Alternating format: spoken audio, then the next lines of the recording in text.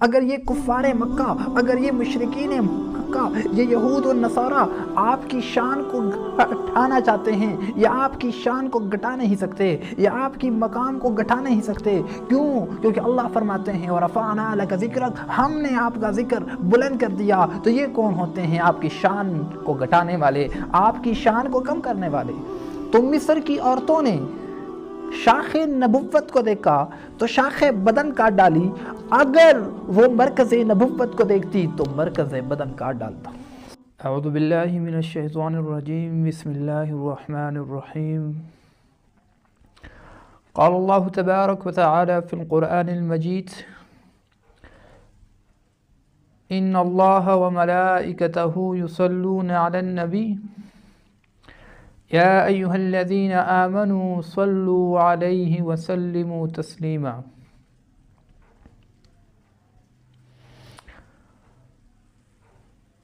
محترم دوستو، قرآن کریم میں اللہ رب العزت مومنین سے مخاطب ہو کر فرماتے ہیں اللہ اور اس کے فرشتے رسول اللہ صلی اللہ علیہ وسلم پر درود بھیجتے ہیں. اے مومنین، آپ بھی رسول اللہ صلی اللہ علیہ وسلم پر درود بھیجو.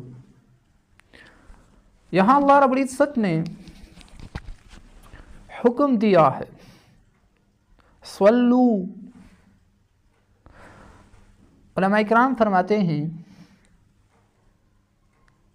کہ ایک مسلمان پر اپنی زندگی میں ایک مرتبہ رسول اللہ صلی اللہ علیہ وسلم پر درود بھیجنا یہ واجب ہے، فرض ہے.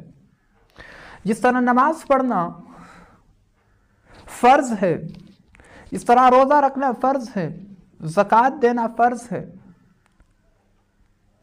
اور مالدار پر حج کرنا فرض ہے، اس طرح اپنی زندگی میں رسول اللہ صلی اللہ علیہ وسلم پر ایک مرتبہ درود بھیجنا فرض ہے. کیونکہ یہاں اللہ رب العزت نے امر کا صیغہ استعمال فرمایا ہے، حکم دیا ہے صلو، آپ رسول اللہ صلی اللہ علیہ وسلم پر درود بھیجو. حضرت مفتی تقی عثمانی صاحب یہاں ایک بہت ہی پیارا سا نکتہ بیان فرماتے ہیں. وہ فرماتے ہیں کہ کوئی بھی عمل ایسا نہیں ہے جس میں اللہ رب العزت اپنے بندوں کے ساتھ شریک ہو. نماز صرف ہم پڑھتے ہیں، روزہ صرف ہم رکھتے ہیں، زکوٰۃ صرف ہم دیتے ہیں، لیکن درود شریف، رسول اللہ صلی اللہ علیہ وسلم پر درود بھیجنا، یہ ایک ایسا عمل ہے جس میں اللہ رب العزت بھی ہمارے ساتھ شریک ہے. اللہ رب العزت نے پہلے اپنے آپ کا ذکر کیا، ان اللہ و ملائکتہ، کہ اللہ اور اس کے فرشتے رسول اللہ صلی اللہ علیہ وسلم پر درود بھیجتے ہیں. کیا معنی؟ اے مومنین، آپ رسول اللہ صلی اللہ علیہ وسلم پر درود بھیجو نہ بھیجو، اللہ تو درود بھیجتا ہے اور بھیجتا رہے گا. لیکن اللہ رب العزت کی درود بھیجنے کا معنی مختلف ہے، اور جب ہم درود بھیجتے ہیں تو اس کا معنی مختلف ہے. ہم جب درود بھیجتے ہیں تو اس کا معنی یہ ہے کہ ہم اللہ سے گزارش کرتے ہیں یا اللہ آپ رسول اللہ صلی اللہ علیہ وسلم پر درود بھیجیے. ہم کیا کہتے ہیں ہر نماز میں؟ اللہم صلی، یا اللہ آپ درود بھیج دو رسول اللہ صلی اللہ علیہ وسلم پر. اب یہاں ایک بظاہر ایک نکتہ سمجھنے کا ہے. اللہ رب العزت فرماتے ہیں صلو، مومنین آپ بھیجو، اور رسول اللہ صلی اللہ علیہ وسلم کیا سکھا رہے ہیں؟ اللہم صلی علی محمد، اے مومنین آپ کہو یا اللہ آپ بھیج دیں. کیا مطلب؟ درود کا معنی ہے رحمت، اور ایک انسان وہ تو خود طالب رحمت ہے. ایک مسلمان کے پاس تو رحمت ہے ہی نہیں. تو لہذا وہ اللہ رب العزت سے گزارش کرتا ہے کہ یا اللہ رسول اللہ صلی اللہ علیہ وسلم پر درود بھیج دے. کتنا پیارا اور اہم نقطہ ہے. اور پھر اللہ کہ نبی صلی اللہ علیہ وسلم پر جب کوئی مومن درود بھیجتا ہے تو خود اللہ رب العزت اس پر 10 مرتبہ رحمت نازل فرماتا ہے، اس کے درجات میں اضافہ فرماتا ہے، اس کے گناہوں کو بخشتا ہے. تو دراصل اللہ رب العزت ہمیں یہ سکھا رہے ہیں کہ جب آپ صلی اللہ علیہ وسلم پر درود بھیجیں گے تو اس سے آپ کی درجات میں اضافہ ہوگا، ورنہ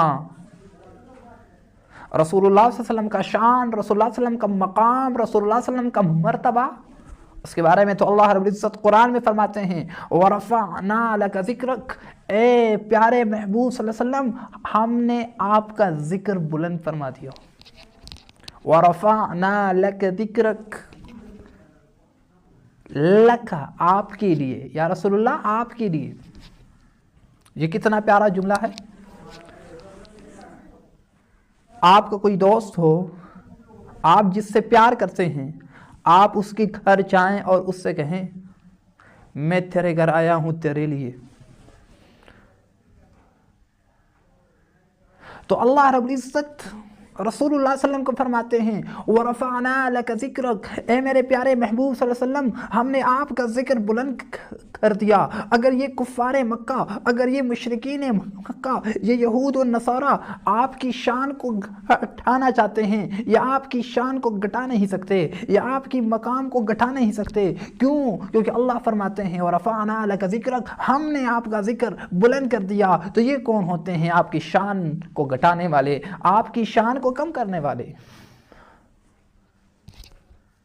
تو اس لیے میرے عزیز بھائی دوستو، ہم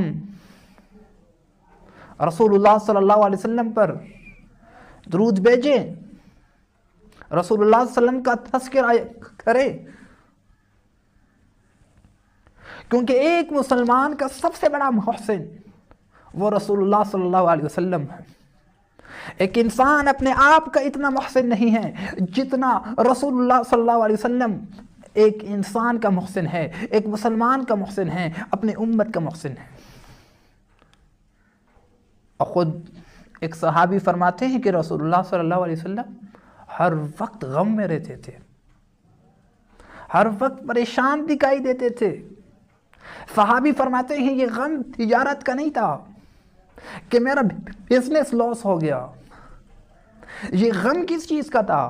یہ غم اپنی امت کا غم تھا کہ میں اپنی امت کو جہنم سے بچا کر جنت میں کا حقدار کیسے بناؤں. یہ اس چیز کا غم تھا رسول اللہ صلی اللہ علیہ وسلم کے پاس.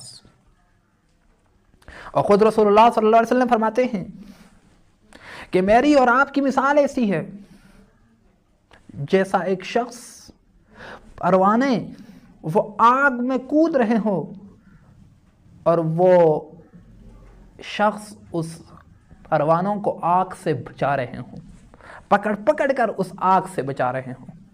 اور میں بھی آپ کو پکڑ پکڑ کر جہنم کی آگ سے بچا رہا ہوں. تو اتنا بڑا محسن، اور اس کے ساتھ ہم محبت کا اظہار نہ کریں. اس کے بارے میں پیارے نبی صلی اللہ علیہ وسلم فرماتے ہیں لا یؤمن احدکم. یہ حدیث بار بار ہم سنتے ہیں کہ تم میں سے کوئی اس وقت تک کامل مومن نہیں بن سکتا جب تک وہ مجھ سے محبت اپنے والدین سے بھی زیادہ نہ کرے اور اپنے آپ سے بھی زیادہ نہ کرے. لیکن یہاں ایک نقطہ سمجھنے کا ہے. رسول اللہ صلی اللہ علیہ وسلم فرماتے ہیں تم میں سے کوئی مومن نہیں ہو سکتا جب تک وہ مجھ سے اپنے باپ سے بھی زیادہ محبت نہ کرے. ایک جواب تو اس کا یہ ہے کہ یہاں مراد کامل مومن ہے. لیکن ایک دوسرا جواب اس کا یہ ہے کہ اس محبت سے مراد طبعی محبت نہیں ہے بلکہ عقلی محبت ہے۔ میں سمجھتا ہوں کہ ایک کمزور مومن جو عمل کرنے میں بہت ہی کمزور ہیں جسے ہم، وہ بھی اپنے والدین سے، اپنی بیوی سے، اپنے بچوں سے رسول اللہ صلی اللہ علیہ وسلم سے زیادہ محبت کرتا ہے، اور اس سے مراد عقلی محبت ہے۔ کیا مطلب؟ اگر ایک مسلمان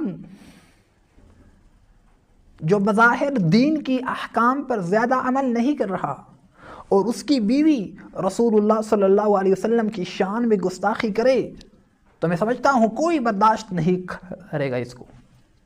تو یہ محبت کی نشانی ہے رسول اللہ صلی اللہ علیہ وسلم سے۔ اس کا بیٹا اپنے باپ کی تمام چیزوں کو برداشت کرتا ہے، لیکن اگر ایک باپ معاذ اللہ وہ رسول اللہ صلی اللہ علیہ وسلم کی شان کو گھٹانا چاہے اور ایسے الفاظ استعمال کرے جس سے رسول اللہ صلی اللہ علیہ وسلم کی شان میں گستاخی ہو، تو کوئی بھی مومن یہ برداشت نہیں کر سکتا۔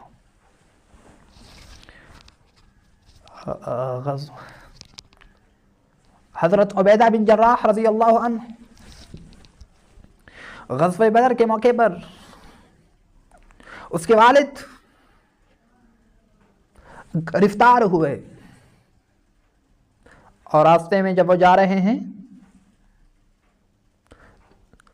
تو اس کے والد نے رسول اللہ صلی اللہ علیہ وسلم کی شان میں نازیبہ الفاظ کہے، تو حضرت عبیدہ بن جراح نے انہیں وارننگ دی، بابا جان ایسا نہ کرے، آپ میرے والد ہیں، لیکن محمد مصطفیٰ سے بڑھ کر میرے لیے دنیا میں کوئی چیز نہیں ہے۔ میں اپنے محبوب کی شان کو اور میں اپنے محبوب صلی اللہ علیہ وسلم کے بارے میں کوئی ایسا لفظ سننا برداشت نہیں کروں گا۔ کچھ دیر اس کا والد خاموش رہا، اس کے بعد پھر اس نے کوئی نازیبہ الفاظ استعمال کیے ہیں رسول اللہ صلی اللہ علیہ وسلم کی شان میں۔ حضرت عبیدہ نے پھر وارننگ دی اور کہا بس لاسٹ چانس۔ اس کے بعد پھر کچھ دیر بعد جب وہ گئے اور اس نے دوبارہ رسول اللہ صلی اللہ علیہ وسلم کی شان میں گستاخی کی تو حضرت عبیدہ نے تلوار نکال کر اپنے باپ کا سر تن سے جدا کر دیا۔ یہ ہے محبت، یہ ہے صحابہ کا اپنے محبوب صلی اللہ علیہ وسلم سے محبت۔ تو میں عرض یہ کر رہا تھا کہ رسول اللہ صلی اللہ علیہ وسلم اس امت کا سب سے بڑا محسن ہے، اور قرآن کریم میں بھی اللہ رب العزت نے اس چیز کو بار بار ہائی لائٹ کیا۔ اللہ رب العزت فرماتے ہیں النبی اولا بالمؤمنین من انفسہم، مومنین رسول اللہ صلی اللہ علیہ وسلم اولا، مومنین کو اپنے جانوں سے بھی زیادہ خیرخواہ رسول اللہ صلی اللہ علیہ وسلم ہے۔ ایک شخص اپنے آپ کی خیرخواہی اتنا نہیں سوچ سکتا جتنا کہ رسول اللہ صلی اللہ علیہ وسلم اپنی امت کی خیرخواہی سوچ رہا، تو ہم اس سے محبت کیوں نہ کریں؟ اور یہ محبت یک طرفہ محبت نہیں ہے، یہ دو طرفہ محبت ہے۔ قیامت کا دن ہوگا اور رسول اللہ صلی اللہ علیہ وسلم حوض کوثر پر اپنی امت کو پانی پھلا رہے ہوں گے۔ جبرائیل آئے گا، یا رسول اللہ صلی اللہ علیہ وسلم پل صراط پر آپ کی امتی مشکل میں ہے، اور رسول اللہ صلی اللہ علیہ وسلم حوض کوثر چھوڑ کر دوڑے جائیں گے پل صراط پر۔ پھر کچھ دیر بعد حضرت جبریل آئیں گے، یا رسول اللہ میزان پر آپ کی امت مشکل میں ہے، رسول اللہ صلی اللہ علیہ وسلم پھر اس طرف آئیں گے اور اپنی امتیوں کی سفارش کریں گے۔ ہر موقع پر اس دنیا میں بھی اس نے ساری زندگی امت امت امت اور قیامت میں بھی امت امت امت.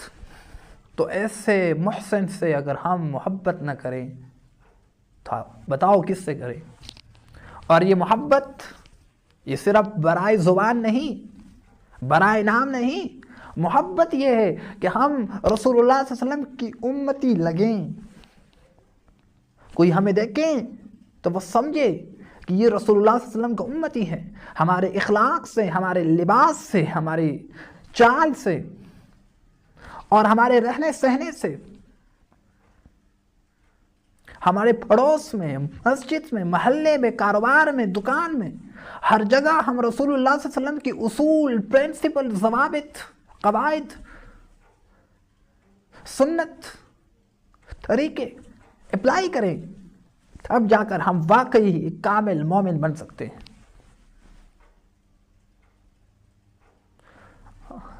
حجت الاسلام حضرت مولانا قاسم نانوتوی رحمۃ اللہ علیہ فرماتے ہیں، یا رسول اللہ صلی اللہ علیہ وسلم، جہاں کے سارے کمالات ایک تجھ میں ہیں. بتائیے کوئی ایسا کمال بتائیے جو رسول اللہ صلی اللہ علیہ وسلم میں نہ ہو. ایک بزنس مین ہو، ایک تجارت کرنے والا ہو، حکومت چلانے والا ہو،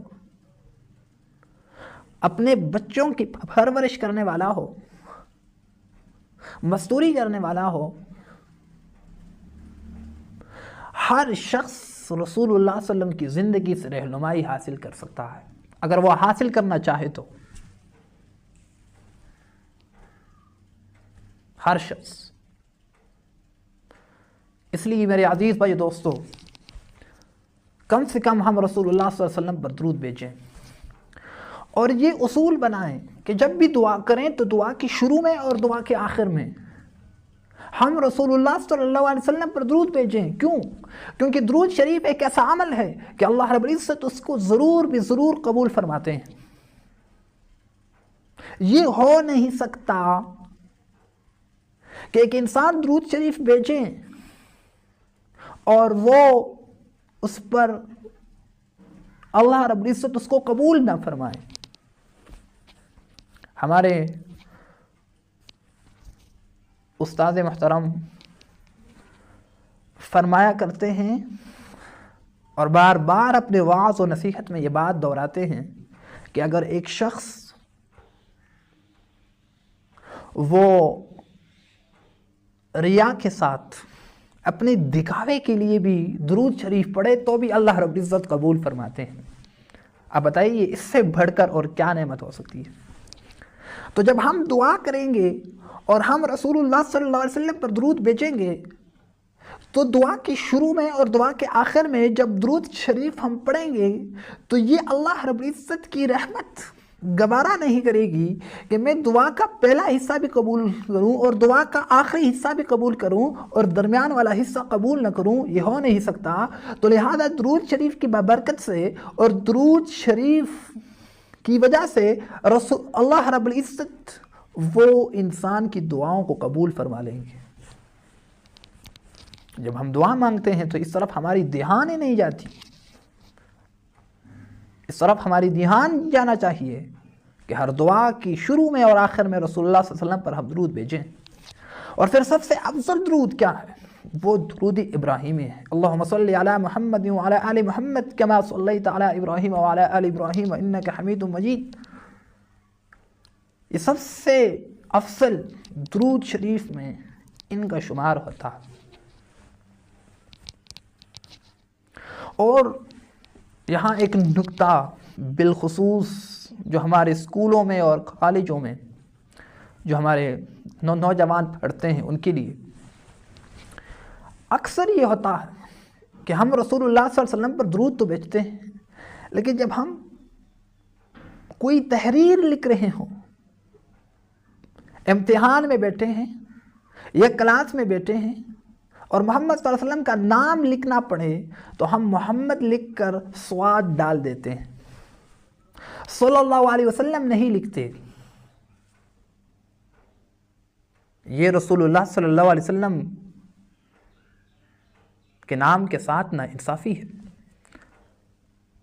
پتہ نہیں ہمیں سیاہی ضائع ہونے کا افسوس ہوتا ہے یا وقت ضائع ہونے کا افسوس ہوتا ہے کہ صلی اللہ علیہ وسلم لکھنے میں کتنا وقت لگتا ہے اور صلی اللہ علیہ وسلم لکھنے میں کتنی سیاہی ضائع ہوتی ہے کہ ہم صرف سواد لکھ کر باقی صلی اللہ علیہ وسلم نہیں لکھتے۔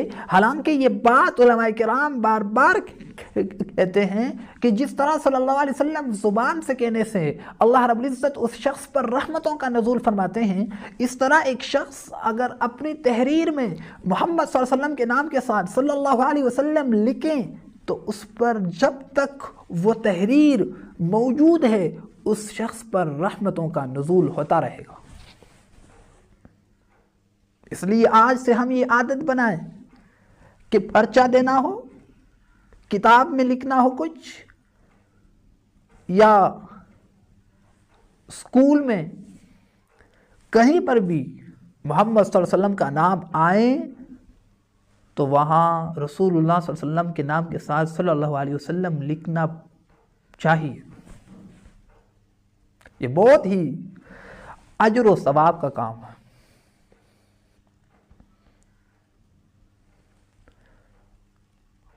اور رسول اللہ صلی اللہ علیہ وسلم، اللہ اکبر، حضرت ام المؤمنین حضرت عائشہ رضی اللہ عنہ سے صحابی نے پوچھا محمد صلی اللہ علیہ وسلم کی خوبصورتی، رسول اللہ صلی اللہ علیہ وسلم کا جمال، حسن، تو حضرت عائشہ فرماتی ہے رضی اللہ عنہ کہ مصر کی عورتوں نے حضرت یوسف علیہ السلام کو دیکھا تو اپنے ہاتھ کی انگلیاں کاٹ ڈالی۔ اگر وہ میرے محبوب صلی اللہ علیہ وسلم کو دیکھتی تو اپنے دل کے ٹکڑے ٹکڑے کر دیتی۔ اب بظاہر یہاں یہ بہت گہری بات ہے، چونکہ حضرت ام المؤمنین رضی اللہ عنہا حضرت عائشہ وہ مجتہدہ تھی، اس کی فقاہت اور بلاغت کا تو کیا کہنا۔ خواتین میں اس امت میں سب سے علم میں سب سے بلند مقام حضرت ام المؤمنین حضرت عائشہ رضی اللہ عنہا کی ہے۔ وہ فرماتی ہے کہ مصر کی عورتوں نے حضرت یوسف علیہ السلام کو دیکھا تو اپنے ہاتھ کی انگلیاں کاٹ ڈالی۔ اگر وہ میرے محبوب صلی اللہ علیہ وسلم کو دیکھتی تو اپنے دل کے ٹکڑے ٹکڑے کر ڈالتی۔ سوال پیدا ہوتا ہے کہ ہاتھ میں پل رکھ کر انگلیاں کاٹنا تو سمجھ میں آ جاتا ہے، دل پر کوئی پھل رکھ کر چھری نہیں چلاتا، پل تو ہاتھ میں پکڑا جاتا۔ لیکن علماء کرام اس کے بہت پیاری تشریح فرماتے ہیں۔ علماء کرام فرماتے ہیں کہ رسول اللہ صلی اللہ علیہ وسلم یہ مرکز نبوت ہے۔ نبوت رسول اللہ صلی اللہ علیہ وسلم کی یہ بھی ذات ہے، اور آپ کے واسطے سے باقی انبیاء کو نبوت ملی، تو رسول اللہ صلی اللہ علیہ وسلم مرکز نبوت ہوا، اور حضرت یوسف علیہ السلام شاخ نبوت ہوا۔ تو مصر کی عورتوں نے حضرت یوسف علیہ السلام کو دیکھا جو کہ شاخ نبوت تھا۔ تو اب آپ اپنے جسم پہ غور کریں، جسم میں ایک مرکز بدن ہے، ایک شاخ بدن ہے، دل مرکز بدن ہے، ہاتھ انگلیاں یہ شاخ بدن ہے۔ تو مصر کی عورتوں نے شاخ نبوت کو دیکھا تو شاخ بدن کاٹ ڈالی۔ اگر وہ مرکز نبوت کو دیکھتی تو مرکز بدن کاٹ ڈالتا۔ سبحان اللہ، سبحان اللہ، کیا فقاہت اور کیا بلاغت۔ اس لیے میرے عزیز بھائی دوستو، رسول اللہ صلی اللہ علیہ وسلم کی طریقوں پہ چلنا چاہیے ہمیں۔ آج پوری امت پریشان کیوں ہے؟ آج پوری امت انزائٹی، ڈپریشن، سٹریس، ڈائمینشیا، اس قسم کی بیماریاں کیوں لاحق ہو رہی ہیں ہمیں؟ ہم ذلیل و خوار کیوں ہوئے؟ کیونکہ ہم نے قرآن و حدیث کو چھوڑا۔ رسول اللہ صلی اللہ علیہ وسلم کی طریقوں کو چھوڑا، رسول اللہ صلی اللہ علیہ وسلم کی فرامین کو چھوڑا۔ اس لیے اگر یہ امت اپنے اس شان کو، اپنے اس وقار کو، اپنی اس رعب کو دوبارہ ریوائل کرنا چاہتی ہے، ریوائول چاہتی ہے، تو آپ صلی اللہ علیہ وسلم کی طریقوں پہ چلنا ہوگا۔ اس کے بغیر مسلمانوں کا عروج ہے ہی نہیں، زوال ہی زوال ہے رسول اللہ صلی اللہ علیہ وسلم کی طریقوں کو چھوڑ کر۔ تو اللہ رب العزت سے جو دعا ہے کہ جو کچھ سنا، جو کچھ کہا، اس پر ہمیں عمل کرنے کی توفیق عطا فرمائے۔ وآخر دعوانا الحمد للہ رب العالمین۔